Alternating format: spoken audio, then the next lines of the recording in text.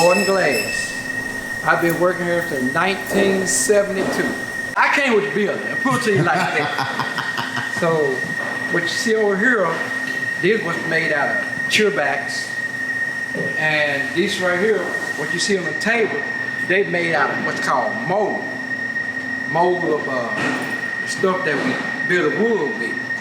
So I was here when they was building cheer, make cow back, and all that type of stuff. You know, so like this is why I've been there ever since. So they good people. They love the people. And they are my family. And I love them. I love all everybody in here. This here is how it used to look. I got my first car, that's my car right there, that green car right there. Which called a Lance Dean, a Lance car. And there used to be the river back there, and there used to be the old train station, and this is us. We made glue in this building. And this one we carried our tank in full of glue. I actually made glue for this place. I still got the recipe in my head. And, this part of the office, we tore it down. This part of the office right here, so this is front of the building. Used to be everybody's parked on the front right there. We used to bag trains right here from it down there and to that side building right there. Okay. We made load trains right there at nighttime. We running lights inside the train. We stay about 7, 8 o'clock at night loading the train. I was 17 years old. Wow. Doing all that. Right, man. Well, sir, I really enjoyed talking to you. Yeah, Thank you so much. Thank you. Yes, sir. You have a blessed day, Hen. Yes, sir. You too. Amazing story. Yes, wow. sir. Yes, sir. This place is cool. Just the building alone is really dope. Not sure if you guys can see it. There's the view of the pyramid right behind me there. Pretty cool. All right, let's go inside. We're gonna try a few of these beers out and see what it's like. Only one I've ever had is Tiger Tail, which is I believe a malt liquor that they brew. All right, here we go. I'm Hopper Seeley, born and raised Memphian, and I graduated from brewing school about 7, 8 years ago now, and got this place going. Yep, my name's Betti. I'm not born and raised from Memphis. I'm actually originally from Pennsylvania, and moved here kind of for employment. And this is one of the main reasons, and I came here to Grind City and helping out on the event side. I've got about 10 years of experience in events and PR essentially. Okay, awesome. So, of course, I'm Thomas. How you guys doing over there? And today we'll be making a video about Grind City and a few of their delicious beers over here. So we're going to start out with the Viva, right? Mm-hmm. And we're just going to work our way across, and they'll be telling us a little bit about what's special with each one. Here we go. All right, so with Viva, and we have the peach one out here for tasting today, is actually, it's unique because it's a seltzer, but it's made with honey instead of typical sucrose or dextrose, corn or cane sugar. So we chose the most expensive way to make a seltzer, but it's very subtle honey flavor in the peach one. Obviously, there's peach, it kind of hits you in the face with peach, but it adds more of a beery flavor, I would say. So people who drink seltzers, but still want to drink a low-calorie, low-carb beverage, Viva's perfect. It's 98 calories, 3 carbs, no sugar.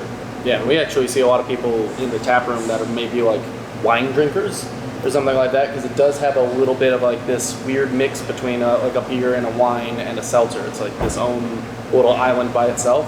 It appeals to a broad swath of people, but because it has the peach, essentially brings out a lot of that kind of like grapiness, and then it's got what people count as like a beer flavor because of like a slightly like sweeter, almost a little bit malty flavor.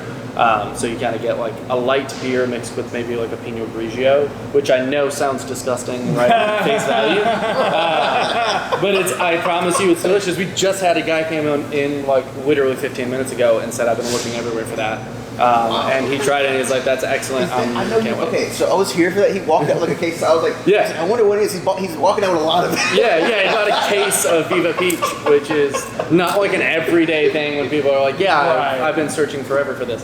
But they wanted something a little bit different. Like Hopper said, it appeals to someone who's looking for what else is out there, what's an improvement on what we have. So that would be this one. Gonna be peachy on that nose. Yeah. Yeah. It definitely has like some like peachy aroma to it. Oh wow, that is delightful. It's definitely not a seltzer. Yeah. All right, like so if you think like White Claw, all right, this is not like a White Claw or something. Like this is amazing. This is nice. It's hard to describe sometimes because people ask what should we compare it to, and it's like Yeah. I don't know. It like tastes like chicken, right? It only tastes like chicken. So for me, I'm definitely getting notes of honey. I'm getting for me. So I'm really like my taste buds are just really into like the sweeter stuff. And so of course we put a lot of like porters and stouts and things like that. Yeah. Coffee caramel flavor. So for me, I'm tasting more of the honey and like a hint of peach. For me, it doesn't hit me quite in the face. I taste more of like a sweet kind of, almost not citrusy, but like a sweet, silky, smooth kind of flavor with the honey.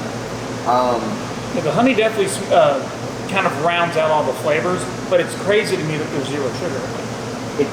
I'm really, wow. And it's gluten free. Forgot to mention that. It's also gluten free. Yeah. Okay, so if you are the kind of person where one, you want something super tasteful and you're, let's say, watching the calories, watching your health, maybe you're in the gym, and you just want a drink you can enjoy here and there kind of thing, and not have any real health repercussions, sounds a good buzz, maybe. Exactly. That's healthy for the soul. Yeah. Healthy for the soul. This is it. Let's go with our Poppy's Pills next. So that's going to be all the way kind of back on this end. So it's a light American Pilsner. It's going to be a lot like, say maybe like a Mexican version of a Pilsner. So like a Pacifico or a Modelo Especial, where it's not like as what we would call dry. It's got just a little bit more, I like to say, robust flavor for a Pilsner. Now it's not like you said, a stout, where you're like, this is just a liquid syrup. No, this is still a light beer. It is by far the most popular one that we sell, especially in the tap room. It's the perfect thing that goes on a boat, pool, or just out in the yard. It's like my grass cutting beer. Afterwards, not during, obviously. Responsibility, safety first. Yeah, exactly. But Hopper, you can kind of lean into where the name Poppy's Pills comes from. It's a bit of a double entendre. Yeah, so Poppy's Pills, actually the recipe I developed with my professor when I was in brewing school. Wow. So he worked for Heineken, and I was like, I want to make Heineken. And he was like, well, no, you can't know what Heineken is. No. It's Heineken. He goes, but let's work together on a recipe and see what we can do. And we came up with Poppy's Pills. It wasn't called Poppy's Pills until I got back home from Europe and was Christmas Eve, and my Poppy was in town, and then my father-in-law, who was Pops. Okay. We were all in the room. I had this on draft. Everyone was drinking it, and they were just talking about their health and stuff, talking about medicine. And then my Poppy was like, "This is really the only medicine I need." And we were like, "Yeah, that's Poppy's Pills right there." And then like everyone went silent. I was like, "Oh my gosh, Poppy's Pills! Yes, that's the name." So ever since then we've been cranking it out. We actually didn't come out with this one at first for distribution, and then when we put it on tap in the tap room, it was like, hey, you need to put this in cans and put it out there. It's like, all right, perfect. Awesome. All right, let's give it a go. So I will say, I really like that backstory. There's not too many things a beer can't fix, you know what I mean? Right? Yeah, right? It knocks the edge off the smooth. Yeah. Yes. It smooths it off. All right, here we go, guys.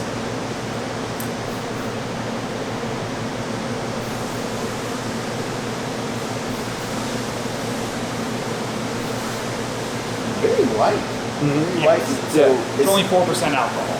okay. Yeah. So I'm not getting like a super like loud aroma off of this. More like the just like kind of a light malty smell. But not super heavy in aroma. Oh, that's nice. That is definitely good. Yeah. So you get like some of those. So of course, with like your lighter beers, sometimes, especially with Pilsners, you get some of those bready flavors. As far as the finish, very crisp finish, very refreshing. It's one of those all-around just good beers. And another thing too, this kind of reminds me of thinking of premium versions. Going up for your commercial beers like Bud Light and Bud Light. Yeah. It's like a way tastier version of that. Like if you could go premium, this is it. And that's kind Perfect, of man. That's where we were going with it too. It was like, there's Miller Lite, Bud Light, Coors Light. They're all great beers and they all have to serve their purpose. But is there like a step up version of that? And that's what Poppy's Pills is for us. Awesome. Yeah. We always joke and say that when we do tasting notes for Poppy Spills, we always say it pairs well with more Poppy Spills. There's something about beer. It's something about real beer that's like, this is just, it's every time if I go a few days without drinking and then I have a Poppy's, I'm like, why did I stop drinking? Yeah, I should have kept doing this. I don't need coffee. Yeah. This Poppy Spills is fine. It's kind of like a nutty feel to it too. Yeah. There we go. All right. So, which one did you guys like? I've like, Tiger Tail, for Tiger sure. Tail. So Tiger Tail's an interesting one. So it is a craft malt liquor. So age 21, I wasn't trying to get the 30 rack of natty or any of that. I was trying to get malt liquor because, well, one, I knew it packs a bigger punch for roughly the same price. Also, I like the flavor one. Like my favorite beer at one point was Steel Reserve 211. Loved it. But craft breweries hadn't really touched malt liquor. And usually because they're like, that's not real beer or, whatever. So I decided, I was like, I gotta make it. So this one's gonna be drier than your standard malt liquor, but the way that, think of moonshine. Moonshine's pretty harsh, sharp, put it in a charred oak barrel for a few years, you have a nice smooth bourbon. We actually age our Tiger Tail on toasted oak chips, and it makes a really big difference on the final flavor. So you're not gonna get strong alcohol flavors or ethanol in the nose. It actually smells and tastes like a light beer, but it goes down super smooth, but it is 7.5% alcohol. Oh. It is also the official craft beer of the Memphis Tigers. Okay, awesome. I will admit, slight cheat on this. I have had this one once before. You can't be a Memphian if you haven't had the Tiger Tails. Right? Yeah, exactly. Right, exactly. It's a classic.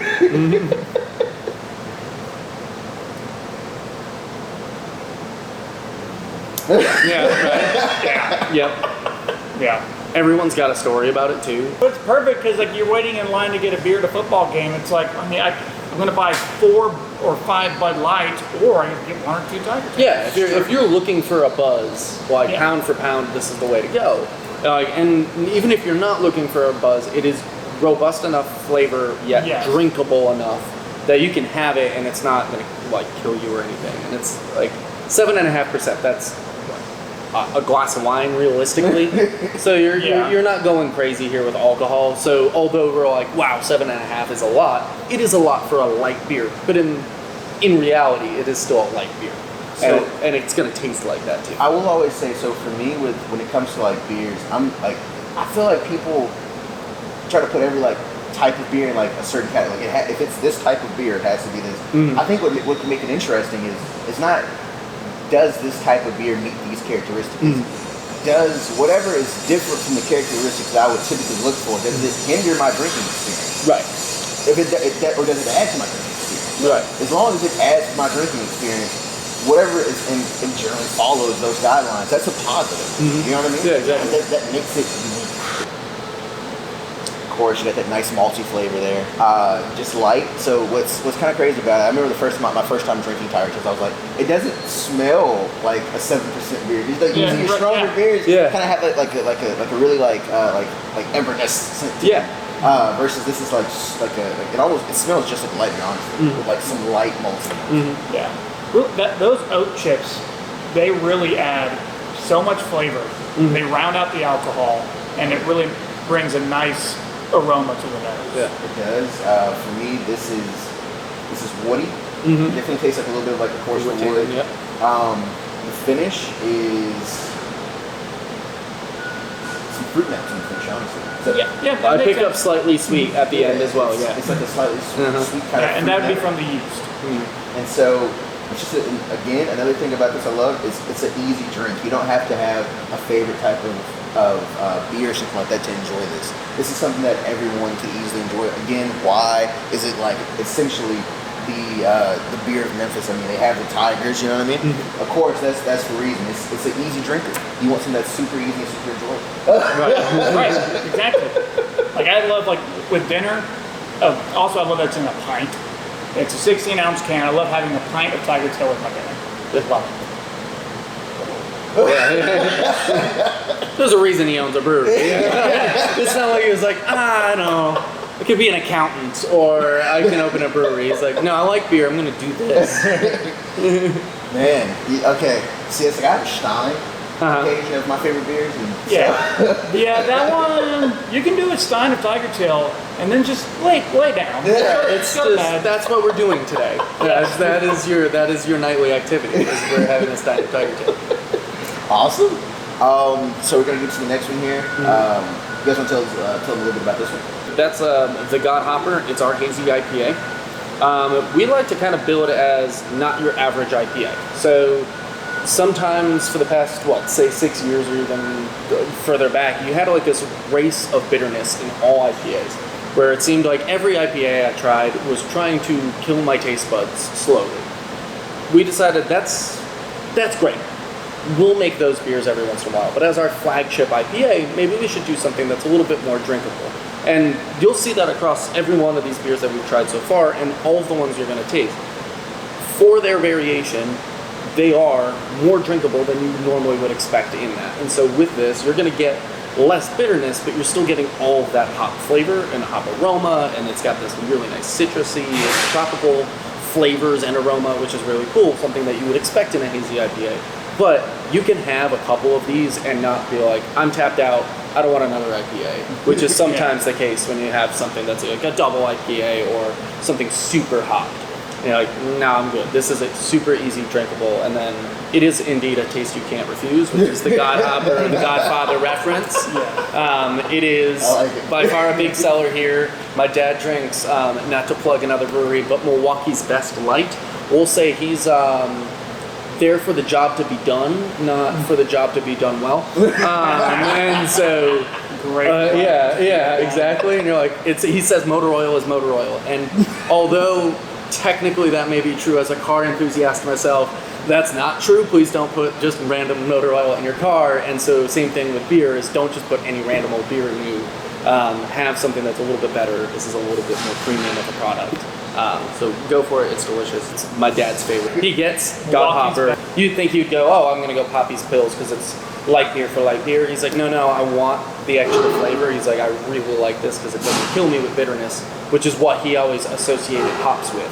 This is like bitter. You're like, no, that's not always the case. About your dad, I think it's super interesting. Since exploring the history of beer, I mean, beer has gone from some of the people that, okay, a beer is a beer, to something where you have all these microbreweries and craft breweries now that are really bringing forth like, okay, not a beer is a beer.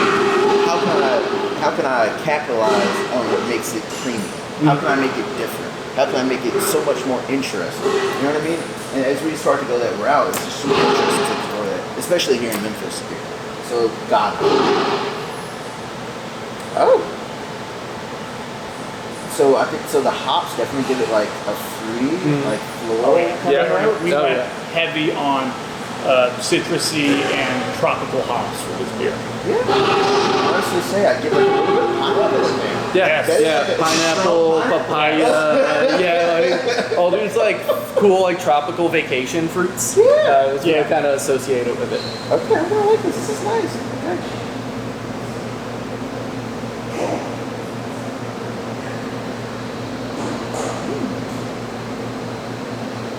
So I always look for like the notes that I smell to taste as well. Sometimes you just don't get that in beer. You smell some things, don't taste them. But I can like legitimately taste like a little bit of the pineapple and just some of those more tropical notes, like citrusy notes. I can't distinctively say what those are, but I can definitely chase like tropical and citrus. I love the mouthfeel too. I would say that it is like a medium body beer. For an IPA, that is different, and I like that. So I would say if you're the kind of person where you like kind of like more medium body beers, but you're looking to get into IPAs, this is a perfect entry. This is nice. That's actually how a lot of people who drink God Hopper say. I don't drink IPAs, but I love the God Hopper. I will say like typically I don't. Neither do I. I will say that doesn't mean I can't tell a good one from a bad one, but at the same time, like my typical is more of like a porter or a stout. I will do like a sour or a cider or something like that as well. But, so I'm typically on like those bolder flavors, but this is very bold, and I love the. It's kind of like the guava finish? Is it guava? You can pick up guava in there. You Yeah. can pick up guava from some. We use 5 different hops in this. Okay. So you can. It's the fruit profile is all across the board. Yeah. My favorite is the pineapple. I made sure the hop is called a Zaka, which is known for having pineapple flavors. I made sure that was in the beer. So we're gonna do an IPA, better have Zaka in it. But yeah, those pineapple flavors come through strong. That's actually one of my favorite fruits. So all I can say is it's delicious. Like that'll be something where I'm definitely taking the 6-pack. You're like, all right, for a guy who doesn't drink IPAs, he's getting the IPA out of the 4 that he's had so far. It was funny because I usually do, but I really like that. That's nice. Yeah, so the next 2 are something that we don't currently can. So obviously, like most breweries, you don't can every single thing that you produce. So these are taproom exclusive. One of them is an ultra limited beer, and the other one is something that we're kind of doing seasonally that you might be able to find in some bars around town. So the one on our left, kind of the more yellowy orangey one, is what we like to call Little Cutie. It's exactly what it sounds like. It's a Belgian lit style beer, but it's got tangerine put in it. So it's going to be like a Blue Moon, but a lot more tangerine heavy. So it actually has tangerine in it, opposed to like a Blue Moon where you're getting a lot more of that just flavoring. Where it's just like that's coming from the yeast and the fact that it is a Belgian lit style, maybe you put an orange on it. This actually has the tangerine in it. It's perfect for when you're like, I maybe not be a beer drinker. Awesome. Okay. Okay. Yeah, so you can definitely smell like the orange. We weren't hiding that. No. It's not supposed to be subtle. Yeah. It's called a little cutie. No one was like, wait, what? The executioner. Tangerine wit beer. What? No. I will say a lot of times when you're tasting beer and you're getting some of those notes, a lot of times it's like you're like, okay, what is this? No, that's like bang, like Yeah.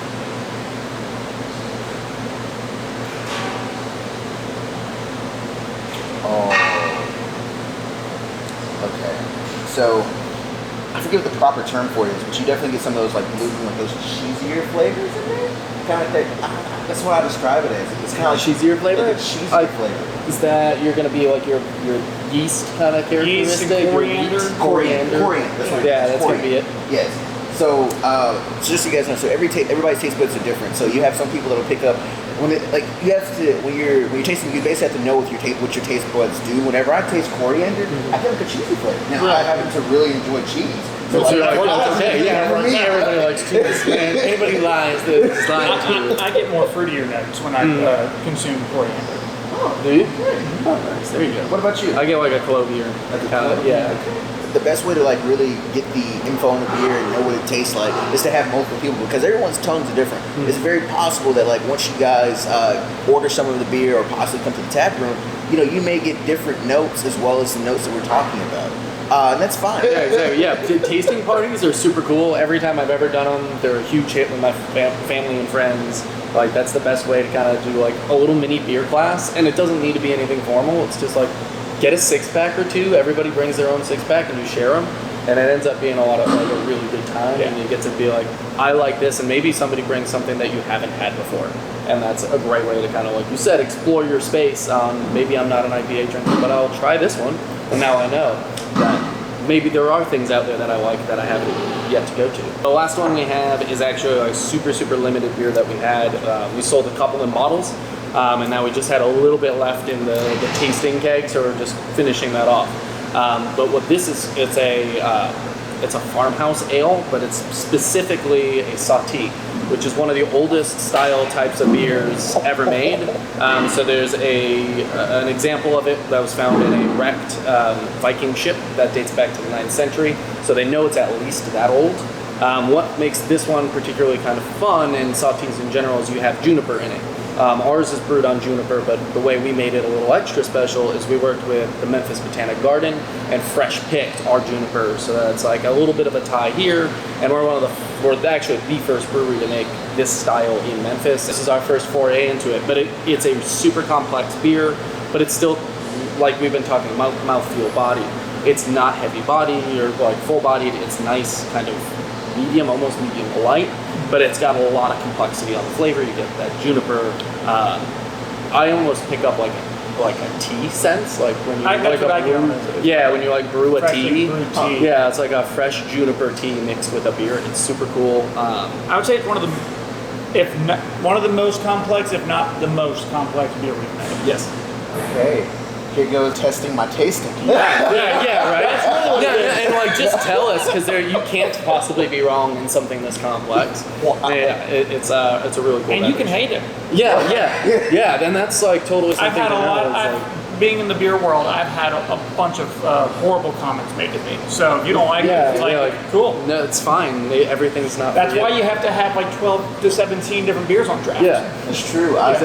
I will say, like, so honestly speaking, I'm very real when it comes to like reviewing and things like that. I can say that at least for like the 5 that I've tried so far here, I definitely like them. Those are beers that I would legitimately drink and come back and drink again for sure. Right. That's awesome. Now I will say I'm also not picky, so I will say that. Like it is still, you know. A true beer drinker is not picky. Yeah. Come on. I'm super excited for this. The Sati. Yep. I've read about this beer, but I have not ever tried one before. It's wild. So It's cool. this is dope. I feel like I'm tasting history. Yeah, exactly. Pretty much. You definitely get some of like those herbally floral notes. That's super nice.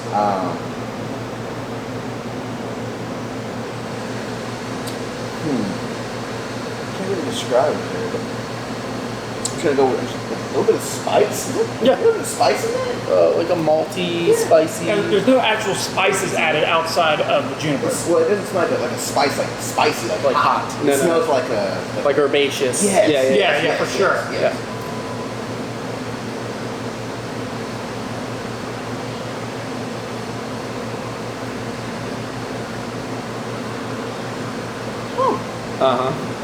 That's exactly it. That's everyone's first reaction. I don't know. You know, like I don't know if I love this or hate it, and you keep drinking it, and you're like, I'll have another. I think. You know, you want to go with something else?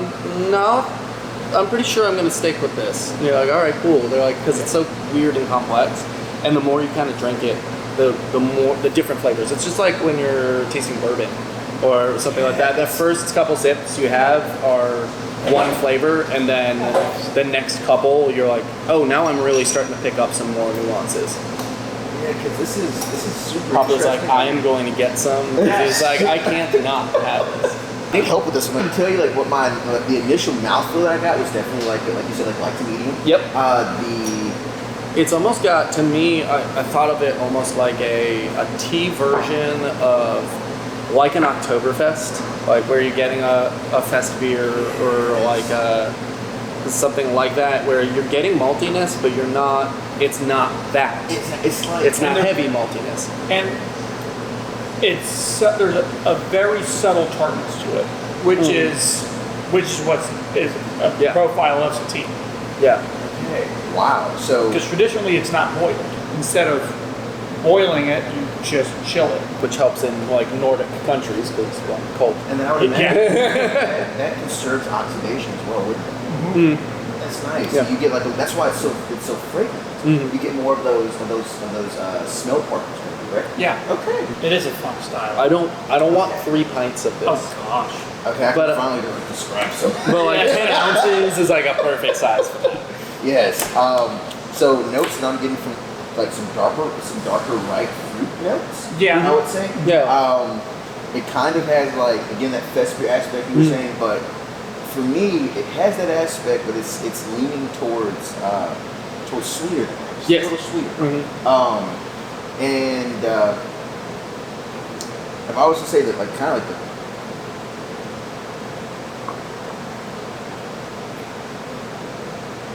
the best way to describe it is like some kind of like wild berry flavor too. I can see that. Yeah. I can see that. That's probably Yeah, from you get your the like yeast. you get like a stone fruit. You get The yeast and I mean, there is a lot of juniper in there. Yeah, it's like and juniper is a complex flavor because like how often are you like I have juniper every Thursday. And nobody grabs it. Yeah, you're like, I know what it is, but like, how often have you had Instead it? of blueberries and yogurt, can I get juniper in my yogurt? Yeah, you're like, what? No. It's almost like I think most people, unless you like work in a brewery and you're a brewer, you know, you constantly taste some beers. I think most people, like on average, kind of struggle with the fruit notes that they didn't grow up with. You know, your papaya, your guava. Yeah. You know, if you were to taste like star fruit in a beer or something, no one, you know, in the U.S. typically grew up with like eating a large amount of any of them. Yeah. To be able to pick them out one by one. But all right, so that is an amazing experience. Thank you, Ian. Thank you, Hopper.